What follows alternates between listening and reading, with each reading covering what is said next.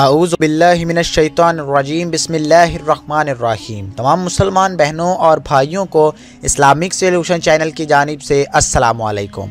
مکہ مکرمہ سے جو تازہ ترین اطلاعات آ رہی ہیں، خبر رساں اداروں کے مطابق خانہ کعبہ کے اندر ایک شخص نے مبینہ طور پر خانہ کعبہ کے اوپر نعوذ باللہ پیٹرول چھڑک کر آگ لگانے کی کوشش کی ہے۔ جی ہاں، آپ نے درست سنا کہ ایک شخص نے خانہ کعبہ کے اوپر پیٹرول پھینک کر آگ لگانے کی کوشش کی ہے۔ اس شخص کا آخر تعلق کہاں سے ہے اور وہ شخص کون ہے؟ کپڑوں سے وہ شخص ایک عرب بدو معلوم ہوتا ہے۔ اس نے جیسے ہی خانہ کعبہ کے اوپر کوئی محلول پھینکنا شروع کیا، کوئی لیکوڈ پھینکنا شروع کیا، تو وہاں لوگ چوکنے ہو گئے اور وہاں پر موجود سیکیورٹی نے فوراً اسے دھر لیا۔ اس سے پہلے کہ وہ مزید کوئی قدم اٹھاتا، اس کو گرفتار کر لیا گیا اور اس کو خانہ کعبہ مسجد الحرام کی حدود سے باہر لے جایا گیا۔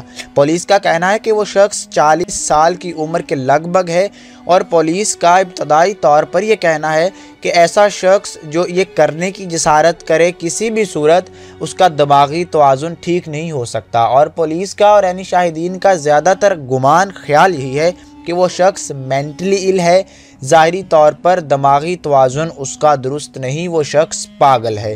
لیکن ابھی اس کے بارے میں کچھ بھی کہنا قبل از وقت ہوگا کہ آخر وہ شخص کون تھا، اس نے ایسا کیوں کیا، ایسا جو کہ کوئی سوچ بھی نہیں سکتا۔ کوئی مسلمان تو خاص طور پر کسی صورت ایسا کرنے کا گمان بھی نہیں کر سکتا۔ سامعین، خانہ کعبہ کے اندر بہت بار ایسی چیزیں کرنے کی کوشش کی گئی ہے۔ کچھ ہی عرصہ پہلے ہم نے اپنے چینل کے ذریعے رپورٹ کیا کہ خانہ کعبہ میں ایک شخص نے خودکشی کی۔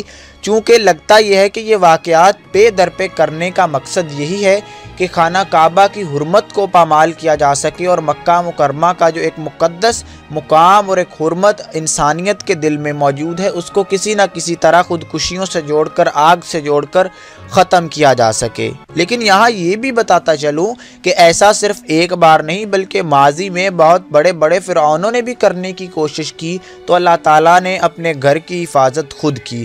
سامعین، قرآن کریم میں ابرہہ کا واقعہ آپ نے پڑھ رکھا ہے کہ جب ابرہہ اپنے لاؤ لشکر کے ساتھ خانہ کعبہ کو تباہ کرنے کے لیے چل پڑا، تو کس طرح اللہ تعالیٰ نے ابابیل بھیجے اور ان ابابیلوں کی مدد سے اس ابرہہ کے لشکر کو ایک جلے ہوئے بھوسے کی مانند بنا دیا، اور وہ کنکریاں جو اس کے ہاتھیوں میں سے گزر کر دوسری جانب سے نکل گئیں۔ تو اسی طرح سے اگر کوئی شخص آج کے دور میں بھی یہ سوچے کہ وہ خانہ کعبہ میں جا کر ایسی کوئی مذموم حرکت کر سکے گا یا ایسی کوئی گھنونی سازش رچ سکے گا، تو یہ اس کے بس کی بات نہیں۔ اللہ تعالیٰ اپنے گھر کی حفاظت کا ذمہ دار ہے۔ اللہ تعالیٰ کو ان دنیاوی وسائل کی بھی ضرورت نہیں، اور جب وہ چاہتا ہے تو ایک چڑیوں کے لشکر کے ذریعے ایک بڑے ہاتھیوں کے لشکر کو نیست و نابود کر دیتا ہے۔ تو اس لیے ہمیں پریشان ہونے کی ضرورت بالکل نہیں۔ اللہ تعالیٰ اپنی اسباب سے، اپنے منصوبے سے، اپنی چالوں کے ذریعے سے ہمیشہ ایسے لوگوں کو ناکام کرتا چلا آیا ہے اور آگے بھی کرے گا۔ اللہ تعالیٰ قرآن کریم میں فرماتا ہے کہ ایک چال یہ لوگ چلتے ہیں اور ایک چال میں چلتا ہوں، اور بے شک اللہ بہترین چال چلنے والا ہے۔ یہ خبر جو موصول ہوئی، یہ انتہائی افسوسناک ہونے کے ساتھ ساتھ انتہائی گھنونی اور انتہائی بھونڈی سازش ہے، جس کو اللہ تعالیٰ کی پاک ذات نے نہ صرف ناکام کیا بلکہ جو اس کے ذمہ داران تھے اس کو زندہ حالت میں پکڑا، اور اب مزید انویسٹیگیشن اور مزید تحقیق کے بعد یہ بات سامنے آ جائے گی کہ آخر اس آدمی کے پیچھے کون سی قوتیں موجود ہیں، کون وہ لوگ ہیں جو کہ خانہ کعبہ کے اندر اس طرح کی گھنونی سازش رچنا چاہتے تھے۔